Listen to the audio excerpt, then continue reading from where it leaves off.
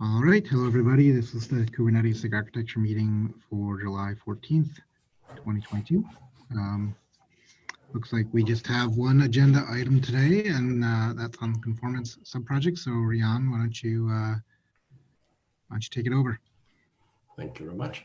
Okay, first point is the subproject meeting has been seeing declining attendance for the last couple of months. We moved it from bi-weekly to monthly to try and improve that.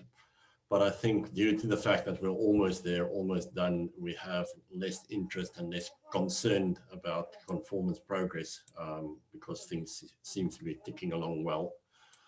So I would like to propose that we actually cancel the meeting and then just bring the points, because if we look at, if we can get the PRs in that are sitting in the queue, we're going to end up with less than 20 endpoints by the end of this release. So if we just kill that meeting and come here every 2 weeks and run the things past this group, if that would be okay. Usually the same people attend this meeting. I think that's totally reasonable. Just be aware that occasionally we actually have an agenda, and in which case you might get bumped because, but we can have an ad hoc meeting maybe for those cases. Good, I'll appreciate it. Yeah, and things are really running around smoothly now. So I think there's very little policy discussion overall about the things so that should be okay. Okay, then test review. I've got one test in there. If anybody in this meeting, Clayton has reviewed and he asked questions, Stephen answered, but we really need that in. I know Clayton just moved jobs, so he's probably over his head. So if somebody can have a look at that and get it to LGTM and approve if we're in agreement, because we're running out of time to get that in for this release. I think we've got about a week left. Okay, that's 109.763. That's correct, yes, the namespace status test. Then looking at forward to promotions. So other than this, there's 4 tests that's due for promotion next week, and another one 2 weeks down the line if we can get this 763 also in the queue. That will add another 18 points to conformance within this release. So real good progress there. And if we can get those in, then we'll have 18. I think we've got 5 on the board. So there's 23 for this release, which would be a fantastic win. Wow. Okay. Excellent. Then from our last meeting, people that was in that meeting would remember we discussed the topic of what to do. We found some conformance tests that has been updated. They were directly updated in the conformance test, no rolling it back to an E2E. So we discussed the possibility of that we should make a copy of the conformance test, do the changes in the copy of the conformance test as an E2E. Then when that proves to be working, it would be a viable option to then just promote that to conformance and delete the previous one. And coincidentally, just after that meeting, if we look at the example, PR 110798 that I've got there, is actually, there was one endpoint missing from a lifecycle test. So we did exactly the thing that we proposed last time. So we took the conformance test, made a copy of that, rolled it back as the E2E, added the extra endpoint, and that actually got merged in.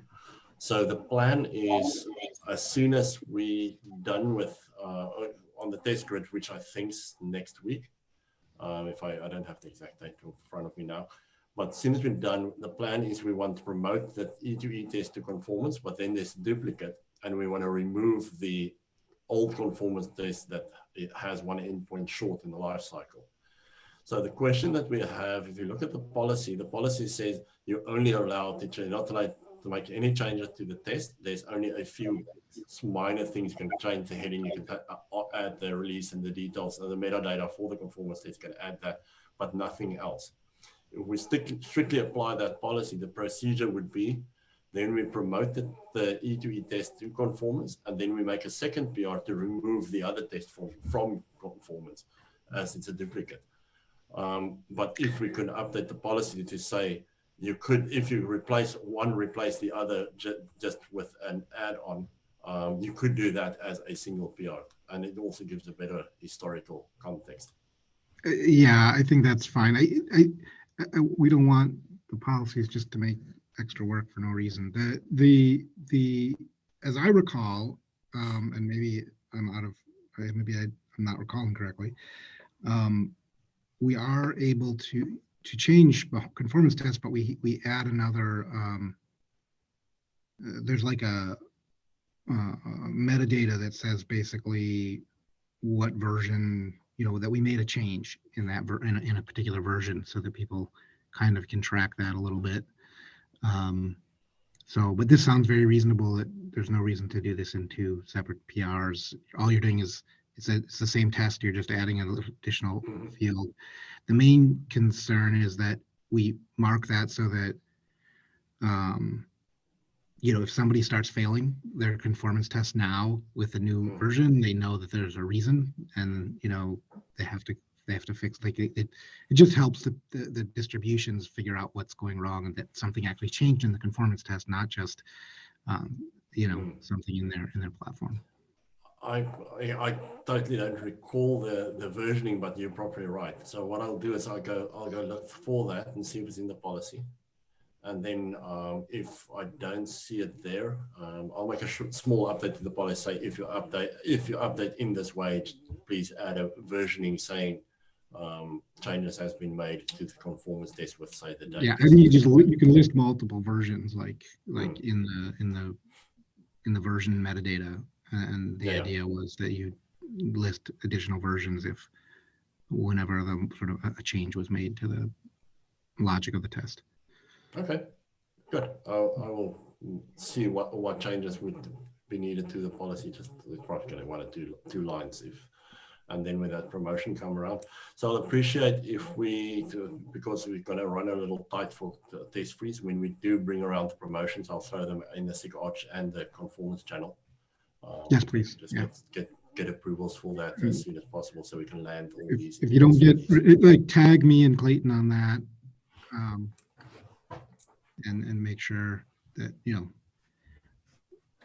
I don't necessarily see everything that goes by in those channels unless there's a little red badge number on it. Then I'll assign you specifically in the PRs, and I'll also ping you directly in Slack. I do realize you and Clayton are extremely busy, and unfortunately those are the only people that can help me here. But we're almost there, almost finished. Something that I did not put on the agenda is something that I've been thinking about, specifically about lifecycle tests. There's quite a few resources, specifically in apps, where there is tests that create a resource, list the resource, delete the resource. Then there's another one, create the resource, get the resource, and delete the resource. So all the lifecycle functions is not taken in one test. There's like 5 or 6 tests to achieve one lifecycle, because you have several deletes and creates. It's just the way the technical debt was cleaned up by several different people. So what I was thinking is, as soon as we're done, which we hope to have before Detroit, would it be viable business to go on and basically go resource by resource and try and consolidate all the tests, so you have a single cycle of creating, deleting, listing, delete collection, everything inside of a single test. Make that the E2E, promote that, or if it's successful, promote that, and then clean out all the tests that is redundant. If we did that, you're saying we would reduce the overall runtime of the tests? I think we should. The same amount of API calls. Yes, because there is several. I don't have a specific example in front of me now, but there is several resources where there's 5 or 6 tests covering all the different actions in separate tests. So you delete and create over and over and over and over. I see. Okay. My logic tells me if you lump them together, we're doing the dirty dishes now, but that would be that would be washing the floor. To go clean up those. But if there is consensus, it would make sense. I will start putting something together to consider that. So if I understand correctly, we did something similar in the network services test for load balancers, where we realized creating load balancers was painfully slow. And so we coalesced those all into a single test that spins up one load balancer and then tests a million different things against it. It definitely made the test faster. The test itself is significantly more complicated to understand. So that's the trade-off. Yeah. Is it flakier? I don't think it's flakier, or, well, my memory is terrible, so it might have been after we made the change and then we fixed it all.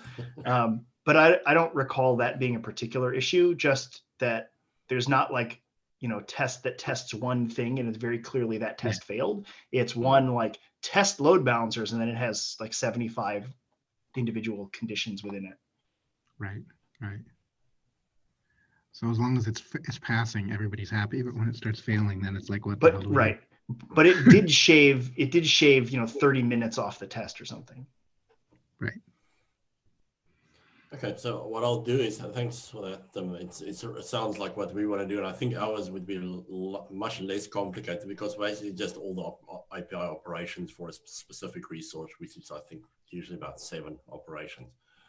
And SIG apps, actually, they directly asked us if we can have a look at that, because they have several resources that's just all over the place. So I'll start, maybe make a summary of things there and say, okay, this is kind of what we have in mind, and bring that here, say, in the next month or 2 or 3, as we start finishing up the last technique. And that is everything from my side. Thank you very much for allowing me to ramble on. Awesome. Thank you. No, it's awesome. Okay, well that exhausts our entire agenda. So I'm happy to let everybody go with 45 minutes back, unless there's some urgent business anybody wants to raise. I guess we can allow that. So everybody have 45 minutes to quickly look over that PR that needs to get in. It's Friday in New Zealand. Enjoy your weekend. All right, you too. Thank you. Thank you. Cheers. Thanks, everyone. Bye-bye.